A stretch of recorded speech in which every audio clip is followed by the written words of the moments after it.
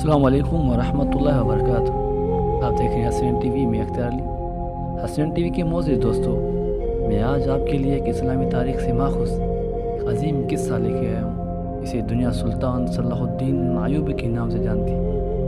Video start کرنے سے پہلے آپ سے ایک چھوٹی سی گزارش ہے کہ آپ میرے چینل حسین ٹی وی کو سبسکرائب کریں اور ساتھ شیئر بھی کریں، کیونکہ اچھی بات پھیلانا صدقہ جاریہ۔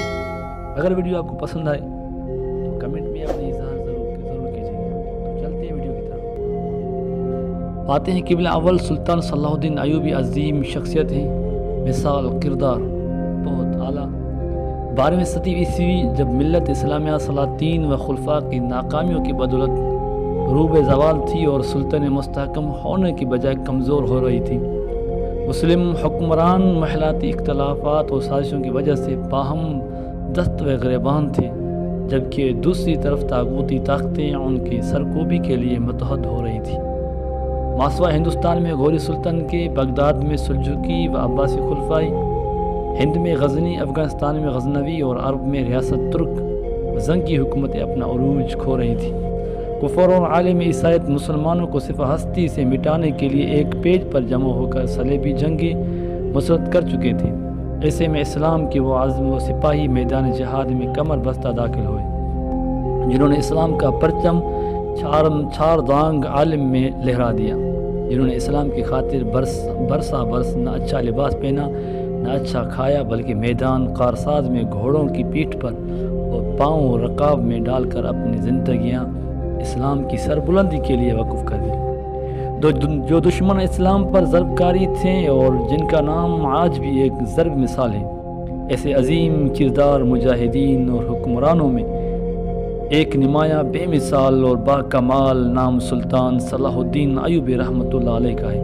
وہ بڑے مبارک اور خوش نصیب والدین تھے، جنہیں تاریخ اسلام کے اس عظیم سپوت کے ماں باپ ہونے کا اعزاز حاصل ہوا۔ تاریخ اسلام و انسانیت کے مشہور بہادر فاتح حکمران ایوبی سلطنت کے بانی صلاح الدین ایوبی رحمۃ اللہ علیہ موجودہ عراق کے شہر میں پیدا ہوئے۔ 1138 عیسوی میں پیدا ہوئے، جو اس وقت کے کردستان میں تھا۔ ان کے والد کا نام نجم الدین ایوب تھا، اسی نسبت سے ایوبی کہلائے۔ آپ نسلاً کرد خاندان سے تعلق رکھتے تھے۔ آپ کے والد گرامی عماد الدین زنگی رحمۃ اللہ علیہ کے لشکر جرار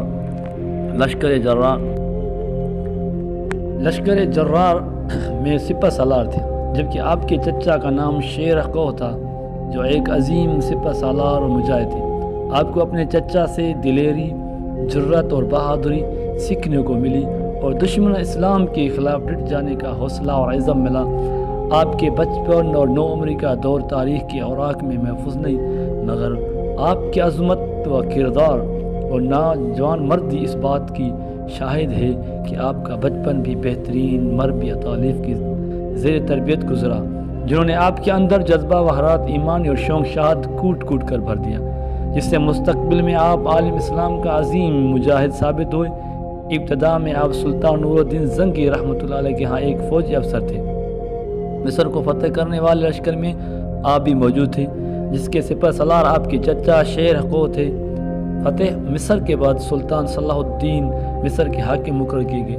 کچھ عرصے بعد آپ نے یمن بھی فتح کر لیا۔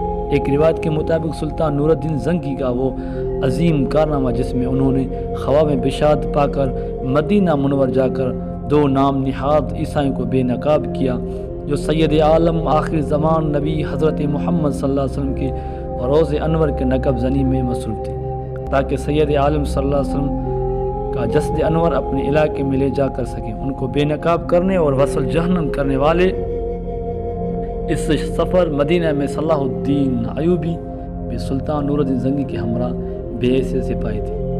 نور الدین زنگی کے بعد ان کا کوئی قبال اور کوئی لائق اولاد نہیں تھی، اس لیے ملت اسلامیہ کے اس عظیم سپوت کو سلطنت کا حکمران و وارث بنایا گیا۔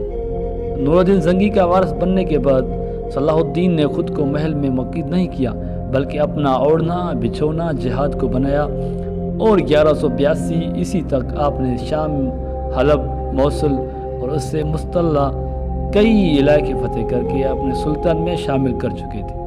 اور اپنے کارناموں سے یہ ثابت کیا کہ نور الدین زنگی کا نائب صلاح الدین ایوبی سے زیادہ بہتر کوئی نہیں ہو سکتا۔ باوجود صلیبی سپر سالار رینالڈ کے ساتھ معاہدہ امن کے صلیبیوں کے درپیش سازشیں اور تخریب کاریاں تشت ازبام ہو رہی تھیں، جس میں وہ نہ صرف مسلمانوں کے تجارتی اور سفری قافلوں کو لوٹ رہے تھے بلکہ مسلمانوں کے خلاف اشتعال انگیزی پھیلا کر عالم کفر کو متحد کیا جا رہا تھا۔ اس کی ایک کڑی جنگ حطین ہے جس نے صلاح الدین ایوبی کے بہادرانہ لیاقت اور مجاہدانہ صلاحیت اور عظیم قیادت کو صلیبی دنیا پر واضح کر دیا۔ 1186 عیسوی میں رینالڈ کئی دیگر صلیبی اتحادیوں کے ساتھ مدینہ منور پر فتح کے ناپاک عزائم کے ساتھ حملہ آور ہوا۔ سلطان صلاح الدین ایوبی اور رینالڈ کا آمنا سامنا حطین کے مقام پر ہوا۔ دشمن کو نیست و نابود کرنے اور عبرتناک شکست دینے کے لیے صلاح الدین ایوبی نے دشمن کے لشکر پر آتش گیر مادہ پھینکا۔ اس جنگ میں کم از کم 30,000 صلیبی ہلاک ہوئے اور کم و بیش اتنے ہی قیدی بنا لیے گئے۔ رینالڈ گرفتار ہو کر سلطان کے سامنے پیش کیا گیا اور حرمین شریفین پر ناکام حملہ کرنے کی جساد کرنے کی پاداش میں سلطان نے اپنے ہاتھوں سے اس کا سر قلم کر کے اس کو جہنم رسید کیا۔ اس فتح سے اسلامی افواج کی دھاک بیٹھ گئی اور وہ عیسائی علاقوں پر فتح و کامرانی کے جھنڈے گاڑنے لگے۔ اس عظیم مارکہ حطین کے بعد سلطان صلاح الدین ایوبی رحمۃ اللہ علیہ نے بیت المقدس کی طرف پیش قدمی کا آغاز کیا، جہاں پر کم و بیش ایک ہفتہ تک خونریز جنگ کے بعد عیسائیوں نے رحم کی درخواست کرتے ہوئے ہتھیار ڈال دیے۔ یوں تقریباً 90 سال بعد بیت المقدس میں دوبارہ مسلمان بحیثیت فاتح داخل ہوئے۔ صلاح الدین ایوبی رحمۃ اللہ علیہ کا یہ عظیم کارنامہ تاریخ عالم کے عنوان پر ایک سنہری باب ہے اور حسن اتفاق کے عظیم فتح کا وہی دن تھا جس دن نبی آخر زمان حضرت محمد صلی اللہ علیہ وسلم نے انبیاء علیہ السلام کی امامت کروائی۔ سلطان نے نور الدین زنگی کے سب سے بڑے خواہش اور وصیت کو پورا کرنے کے لیے ان کے ہاتھ سے بنایا گیا محراب مسجد کے اندر خود رکھا۔ بیت المقدس کو فتح کرنے کے بعد سلطان نے صلیبیوں کی طرح قتل و غارت اور بربریت کا بازار گرم نہیں کیا بلکہ فدیہ لے کر سب کو عام معافی دیتے ہوئے آزاد کر دیا۔ اور تاریخ عالم نے ایک بار پھر وہ منظر دیکھا جب سلطان اور اس کے کئی امراء نے ہزاروں مسیحیوں کو جو فدیہ ادا نہ کر پائے اپنی جانب سے فدیہ دے کر آزادی کا پروانہ جاری کروایا۔ سبحان اللہ۔ بیت المقدس کی فتح کے بعد عالم عیسائیت میں کوہرام مچ گیا۔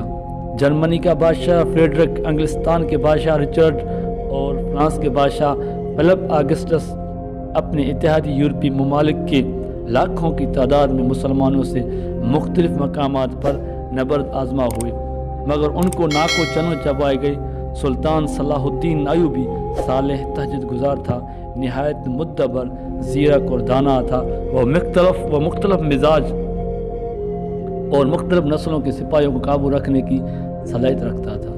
اس کی فوج میں کرد، موصلی، دیاربکی، کچھ عراقی، کچھ شامی اور کچھ مختلف علاقوں اور جزیروں سے تھے، جن کے سپہ سالار کی حیثیت سے اس نے پوری یورپی صلیبی طاقتوں کو مقابلہ کیا۔ وہ جرات، بہادری، حسن معاملات، فیاضی، سخاوت، حسن اخلاق و کردار اور فرض شناسی میں اپنے مثال آپ تھا۔ الغرض اسلام کی مضبوط ڈھال تھا۔ آپ کے ان اوصاف کی وجہ سے شدید مخالفین بھی انہیں احترام اور قدر کی نگاہ سے دیکھتے تھے۔ فاتح بیت المقدس، عظیم مجاہد، اسلام اور عادل حکمران، شام، مصر، عراق، حجاز اور دیار بکر کے عظیم فرمانروا سلطان صلاح الدین ایوبی رحمۃ اللہ علیہ 20 سالہ حکومت میں مسلسل حالت جنگ میں رہنے کی وجہ سے 55 سال کی عمر میں بخار کی وجہ سے 4 مارچ 1193 عیسوی بمطابق 27 صفر 599 ہجری میں انتقال کر گئے۔ انہیں شام میں مسجد بنو امیہ کے ساتھ سپرد خاک کیا گیا۔ سلطان کے بعد حکومت ان کے 3 بیٹوں میں تقسیم ہو گئی، مگر وہ اس قائم رکھنے میں ناکام رہے اور 60 سالہ بعد ایوبی سلطان کا خاتمہ ہو گیا۔ عالم اسلام کو پھر سے ایسے عظیم مجاہد اور فاتح کی ضرورت ہے جو کفر کے سامنے ڈھال بنے اور قبلہ اول میں پھر سے آزادی کا سورج طلوع ہو۔ آمین آمین۔ مسلمان حکمان، مسلمان فاتحین، تاریخ اسلام عظیم شخصیات، عظیم کردار، اللہ پاک صلاح الدین ایوبی رحمۃ اللہ علیہ کو جنت میں اعلیٰ مقام عطا فرمائے، آمین آمین۔ دوستو یہ تھی آج کی ویڈیو۔